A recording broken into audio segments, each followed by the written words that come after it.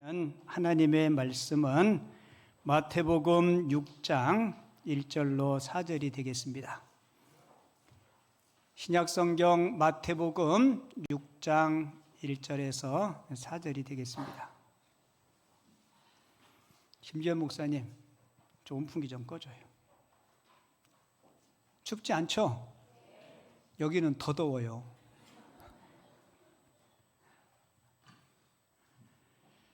한 절씩 교독하도록 하겠습니다. 마태복음 6장 1절로 4절. 사람에게 보이려고 그들 앞에서 너희 의를 행하지 않도록 주의하라. 그리하지 아니하면 하늘에 계신 너희 아버지께 상을 받지 못하느니라. 그러므로 구제할 때에 외식하는 자가 사람에게서 영광을 받으려고 회당과 거리에서 하는 것 같이 너희 앞에 나팔을 불지 말라. 진실로 너희에게 이르노니 그들은 자기 상을 이미 받았느니라. 3절 4절은 같이 읽죠. 너는 구제할 때에 오른손이 하는 것을 왼손이 모르게 하여 내 구제함을 은밀하게 하라. 은밀한 중에 보시는 너희 아버지께서 갚으시리라. 아멘. 오늘 읽은 본문 말씀을 가지고 우리 제목 같이 한번 읽어볼게요. 시작. 진짜 신앙은 보이지 않는 자리에서. 한 번 더 읽습니다. 진짜 신앙은 보이지 않는 자리에서. 아멘. 여러분들에게 제가 글 하나를 소개해 드릴게요. 제목은 행복하고 싶으신가요? 이웃을 섬기십시오라는 제목이에요. 모든 사람은 행복을 꿈꾸지만 그 행복은 쉽게 찾아오지 않습니다. 잠시 기뻐해도 금세 사라지고 또 잃을까 두려워하며 살아갑니다. 그렇다면 흔들리지 않는 진짜 행복은 어디에 있을까요? 예수님은 주는 것이 받는 것보다 복이 있다고 말씀하셨습니다. 이 말씀은 행복의 길이 받는 것이 아니라 주는 것에 있음을 알려줍니다. 행복은 내가 얻을 때가 아니라 다른 사람을 행복하게 만들 때 찾아옵니다. 예수님은 평생 섬김으로 이 행복을 누리셨고 우리도 그 길에서 참된 기쁨을 경험하게 됩니다. 아멘. 보편적으로 사람들은 자기 자신을 내세우고 자랑하고 싶은 본능이 있습니다. 사람들의 대화를 분석해 보면 자기 이야기, 자기 자랑이 60%를 차지하고 나머지 40%는 남 이야기, 그것도 다른 사람을 비판하는 이야기들을 한다고 해요. 사람들이 주로 자랑을 하면 자랑하는 내용이 크게 4가지 정도 된대요. 첫 번째는 인물 자랑, 두 번째는 자식 자랑, 그리고 자기의 지위나 자기의 부를 가진 사람들은 그것을 자랑하죠. 그리고 또 한 가지 자랑이 있는데 신앙생활하는 사람들 가운데 나는 다른 누구보다 믿음이 출중하다. 때로는 나는 더 양심적이고 도덕적이다. 이런 경건에 관한 소리를 사람들로부터 듣고 싶어 한다는 겁니다.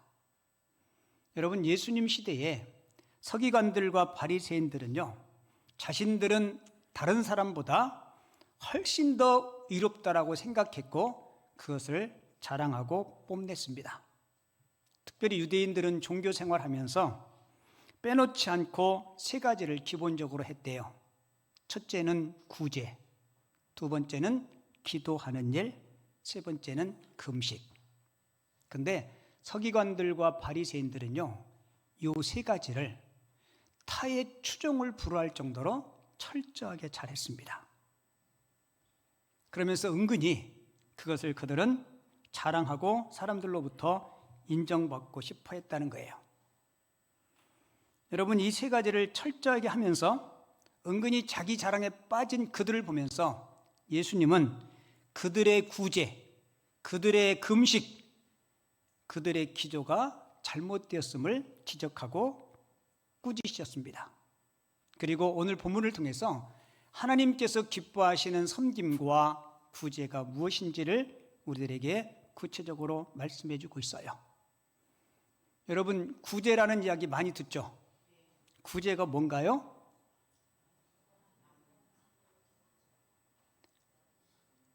구제가 뭐냐면 구제가 구제입니다. 구제는 어려움에 처해 있는 사람들을 도와주는 것, 그게 구제예요. 야고보서 1장 27절에 보면 야고보는 이 구제를 이렇게 설명했어요.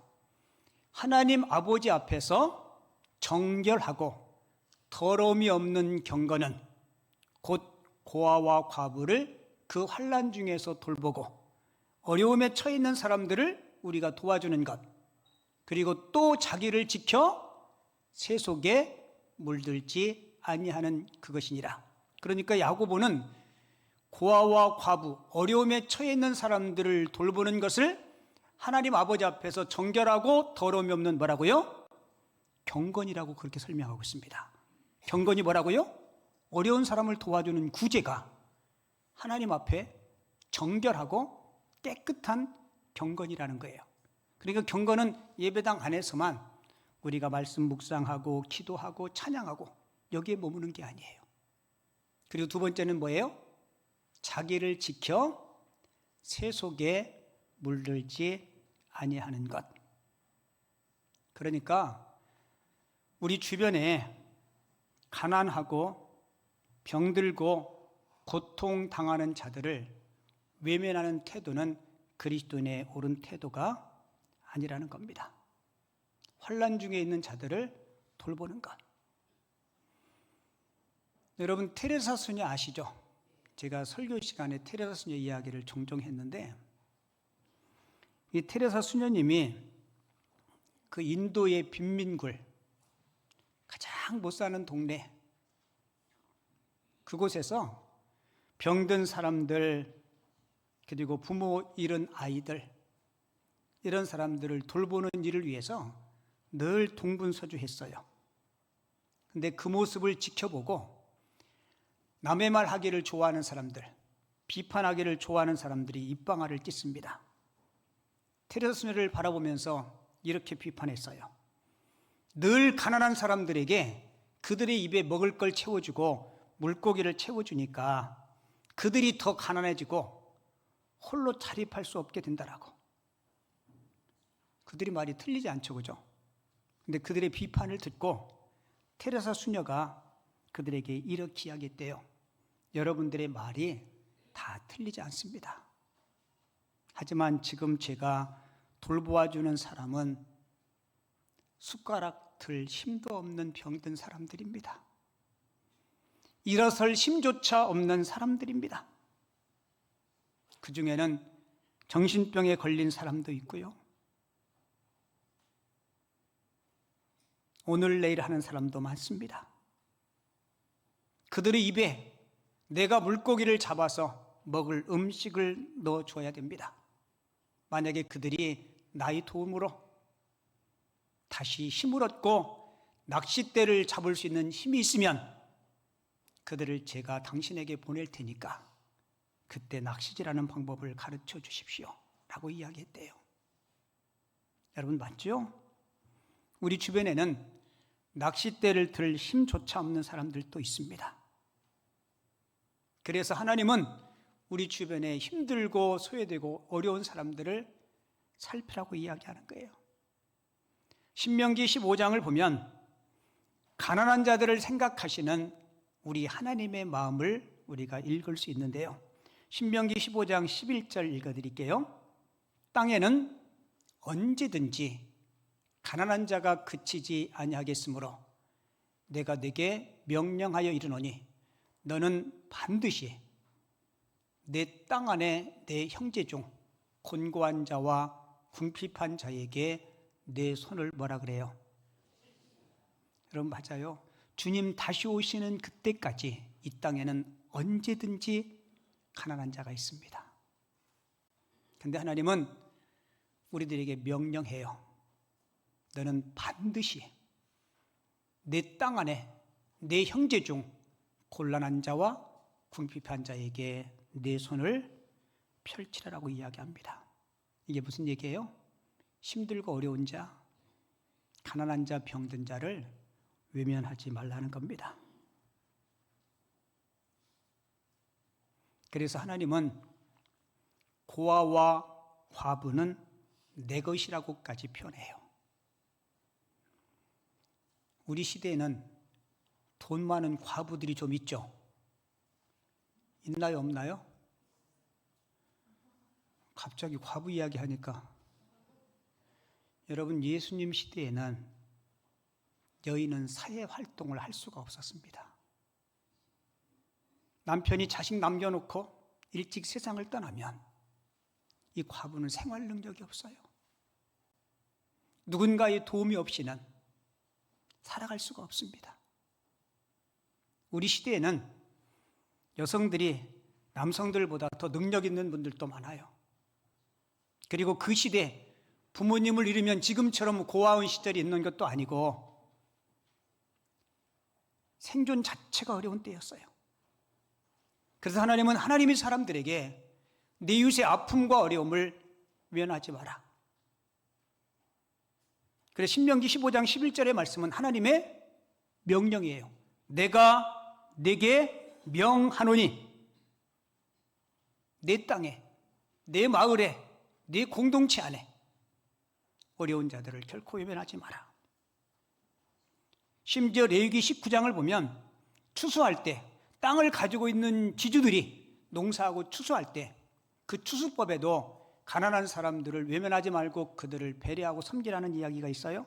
레위기 19장 9절 10절 볼게요. 너희가 너희 땅에서 곡식을 거둘 때에 너는 밭 모퉁이까지 다 거두지 말고 내 떨어진 이삭도 줍지 말며 내 포도원의 열매를 다 따지 말며 내 포도원에 떨어진 열매도 줍지 말고. 같이 읽어볼까요?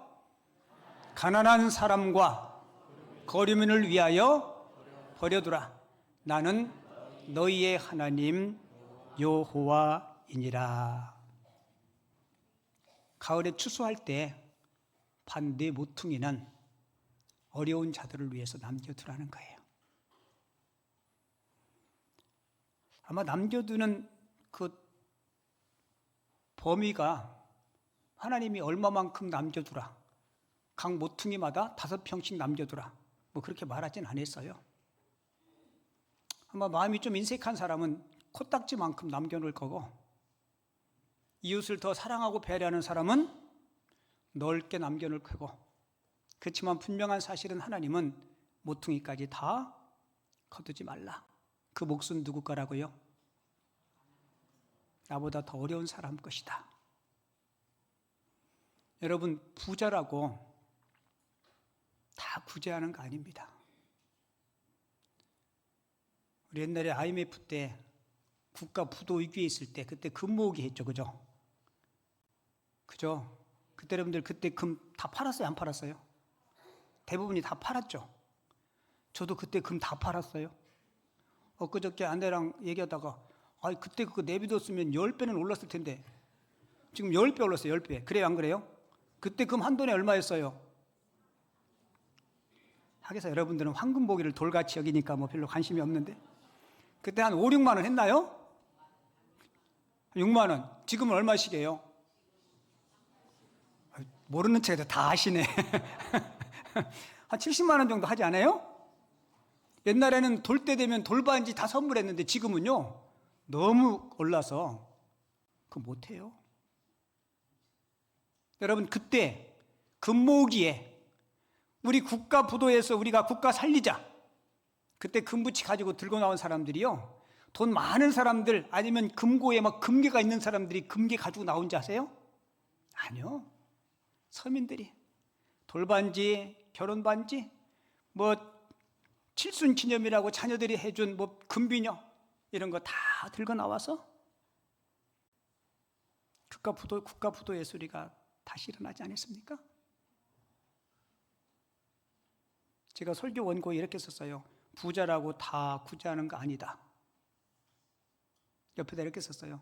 진짜다.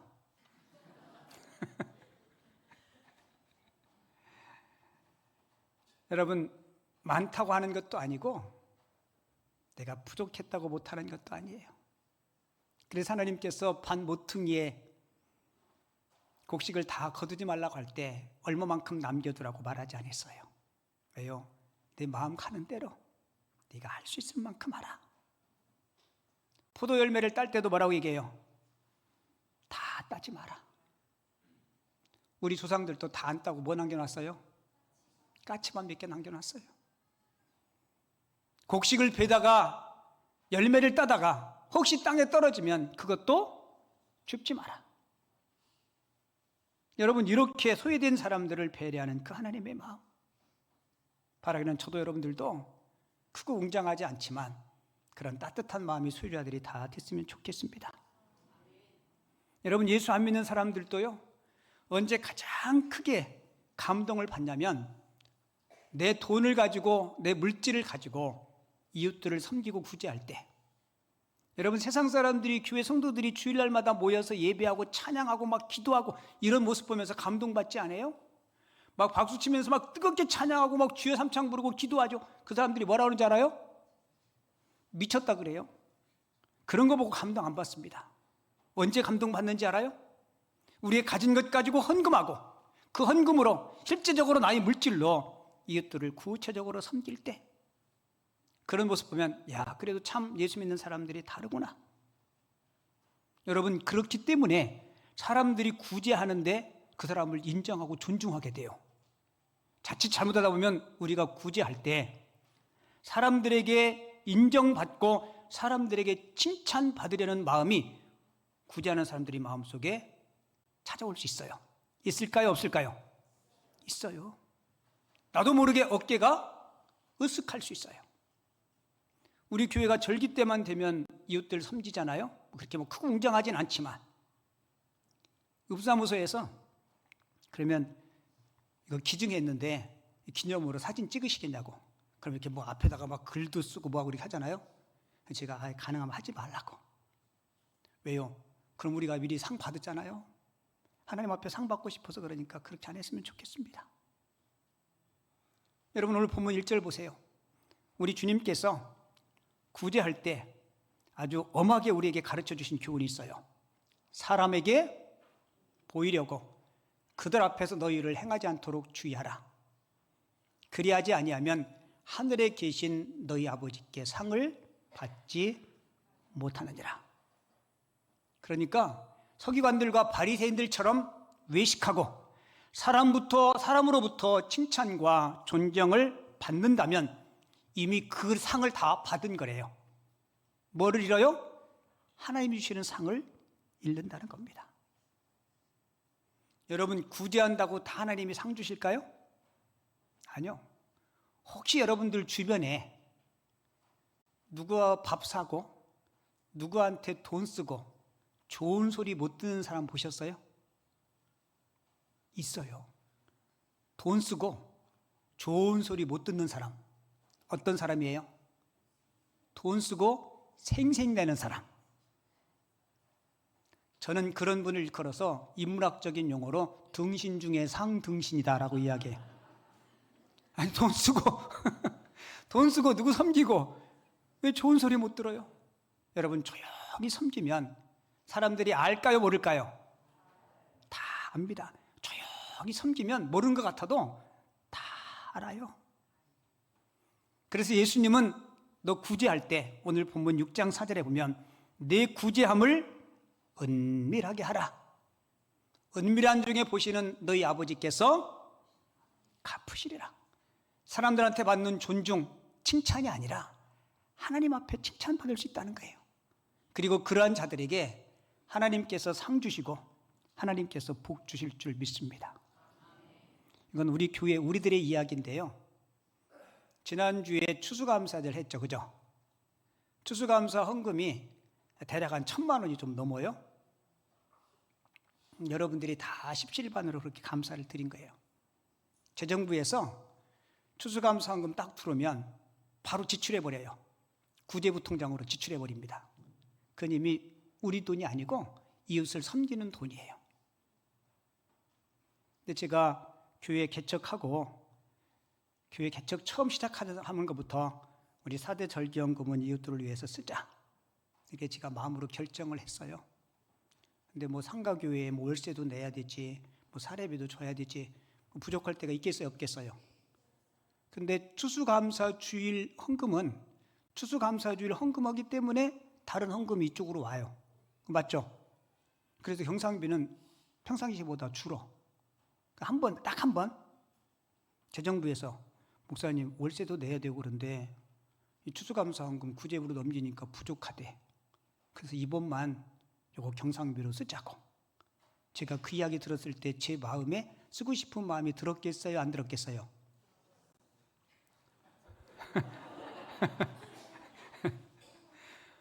제 마음에 내가 그 이야기를 먼저 하고 싶었는데 재정부에서 그 이야기를 해주니까 고마워요, 안 고마워요? 엄청 고맙더라고요. 근데 마음 한쪽에 너 그러면 안 된다? 너 하나님과 처음부터 약속했잖아.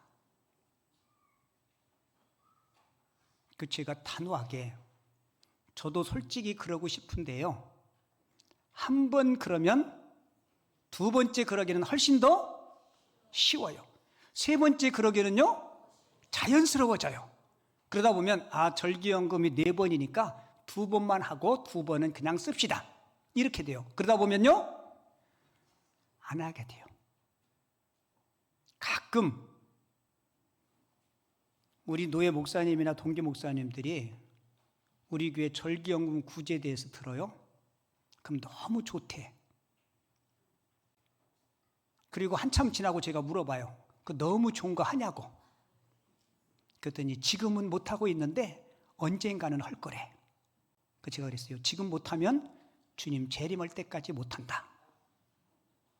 맞아요, 안 맞아요?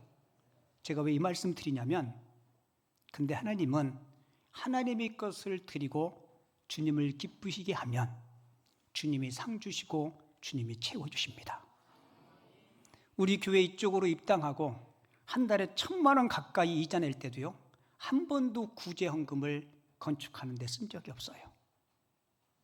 한 번도 안 썼어요. 그런데도 하나님께서 헌당케 하셨어요, 못 하셨어요? 했어요. 여러분 주변에 성전 건축하고 10년 동안에 성전 헌당하는 교회는 드물어요. 제가 이런 모습 보면서 우리 성도님들에게 늘 감사하고 하나님의 일은 하나님의 방법대로 하면 하나님께서 일하시는구나. 아멘이시죠? 하나님의 일은 하나님의 방법대로 하나님의 편에 서서 일하면 하나님이 일하셔요. 그게 더딘 것 같지만 그게 하나님의 방법입니다. 은밀한 중에 보시는 내 아버지께서 갚으시리라. 이야기 하나 해드릴게요. 며느리가 둘이 있는 시아버지가 있었어요. 근데 형제들이 두 형제가 다 똑같이 잘 살면 얼마나 좋겠어요. 근데 큰아들은 직장도 튼튼하고 돈벌이도 괜찮은데 둘째 아들은 너무 힘든 거예요. 그래서 늘 아버지 마음은 둘째 가정에 있어요. 근데 큰 며느리가 아무도 모르게 자기 아랫동서를 불러서 때로는 위로도 하고 같이 식사도 하고 때로는 애들 학비도 보태주고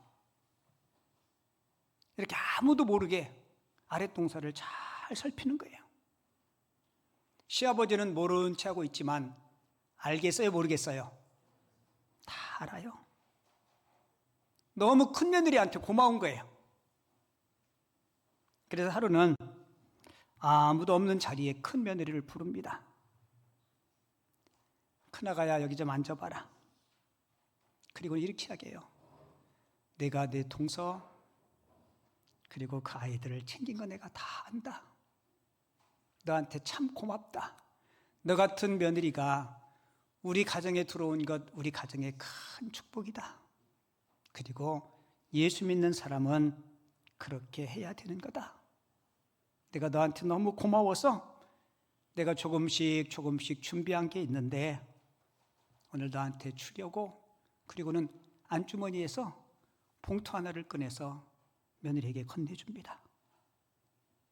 이 큰며느리가 놀랐어요.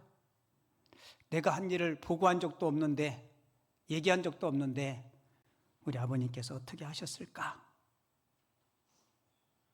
그 봉투에 얼마 들었는지 궁금할까요, 안 할까요? 시아버지가 주신 봉투. 받을 때 생각에 시아버지가 그냥 용돈 좀 주셨나 보다 이렇게 생각하고 집에 와서 열어봤는데요, 궁금하죠? 다음 주에 제가 말씀해 드릴게요.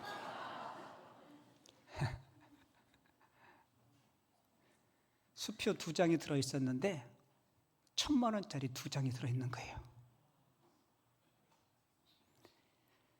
여러분, 이 며느리가 돈의 액수도 취하지만 여러분 얼마나 고마웠겠어요. 나의 섬김을 내가 말하지 않았는데 아버님이 그걸 기억해 주고.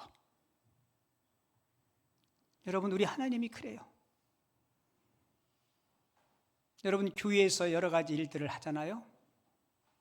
여러분들이 아무 말 없이 어떤 섬김과 봉사를 해도 하나님은 다 아십니다. 하나님만 아시는 게 아니고 성도들도 알까요, 모를까요? 여러분, 성도들도 다 알아요. 그러니까 혹시 누가 좀 알아주지 않나? 그런 생각하지 마시고 묵묵히 성실하게 주어진 일 잘 감당하시기 바랍니다.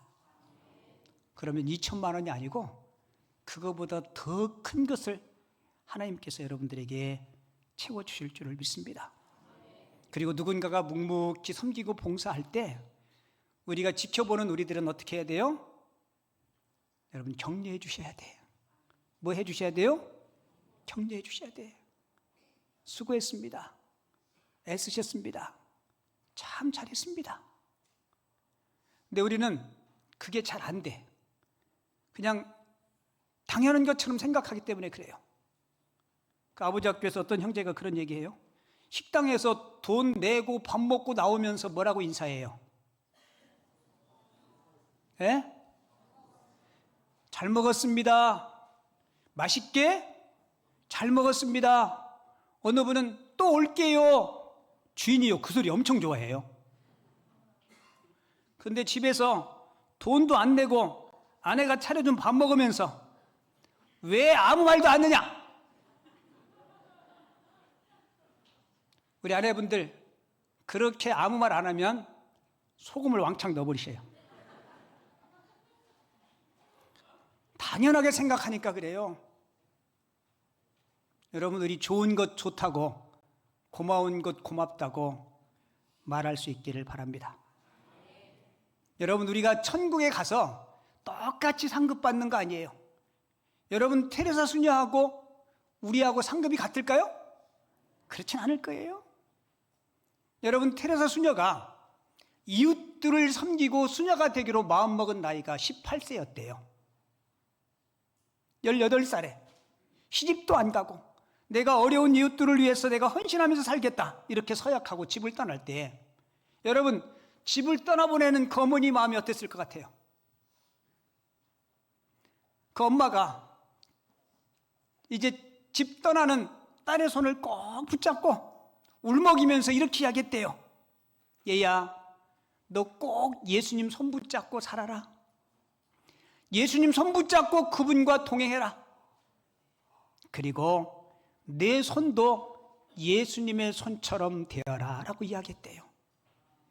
평생 그 어머니 말씀을 마음에 두고 평생 예수님의 손 역할을 한 거예요. 아무도 모르게, 은밀하게. 근데 여러분, 그 섬김이 온 세계 사람들이 다 알아버렸어요. 그래서 노벨 평화상을 받지 않습니까? 그래서 예수님은 마태복음 오늘 본문 6장 3절에서 이렇게 이야기해요. 너는 구제할 때 오른손이 하는 것을 왼손이 모르게 하라. 여러분, 왼손이 모르게 하는 구제의 의미가 뭘까요? 동기가 순수해야 된다는 거예요. 나의 이 구제가 나의 칭찬과 사람들로부터 인정받기 위한 이런 구제인가? 아니면 진정으로 이웃을 사랑하는 구제인가? 내가 사람들에게 박수받기 위해서 구제하는가? 아니면 하나님의 기쁨을 위해서 구제하는가? 여러분, 이 동기가 순수해야 된다는 거예요. 그리고 왼손이 모르게 하라는 이 구제의 의미는 대가를 바라지 말고 구제하라는 겁니다. 뭐를 바라지 말고요? 대가를 바라지 말고. 근데 우리는 누군가를 도와주고 섬기면 꼭 치부책에 적어놔. 적어놔요, 안 적어놔요? 마음에 막 적어놓고. 그리고 그렇게 안 해주면 막 나도 모르게 막 서운하고.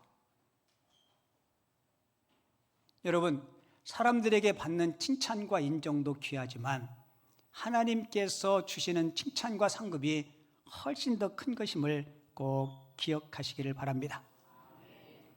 경건학자였던 헨리 나우엔의 글을 여러분들에게 소개해드리고 오늘 말씀 마칠게요. 그분이 이런 얘기를 했어요. 책에서 교회도 조직이기 때문에 부패할 수 있다. 어떻게 하면 교회가 부패해지지 아니할 수 있도록 하겠는가? 결론은 간단하다. 가난한 자들을 돌보고 이웃을 섬기는 것이다. 가난한 자들에게 교회가 초점을 맞춤으로써 교회는 부패하지 않는다. 우리 사회에 후미진 곳에 교회가 뻗칠 때 교회는 교회로서 부패할 수 있는 요인들을 쓸어낼 수 있는 것이다. 교회가 예수 믿는 사람들의 관심을 도움이 필요한 이웃들에게 옮길 때 교회는 늘 새로워지고 교회는 늘 건강해질 수 있다. 여러분, 옳은 이야기죠? 맞습니다. 혹시 우리 가운데 나는 가진 것이 없어서, 아니요. 여러분, 아무리 적게 가져도요, 다른 사람들에게 나눌 수 없을 만큼 적은 사랑을 가진 사람은 없대요. 꼭 물질이 아니더라도 따뜻한 말 한마디, 따뜻한 사랑의 온기, 그런 것들로 이웃들을 세우고 섬길 수 있는 우리 모든 나면의 공동체가 되어줄 수 있기를 주님의 이름으로 축원을 드립니다.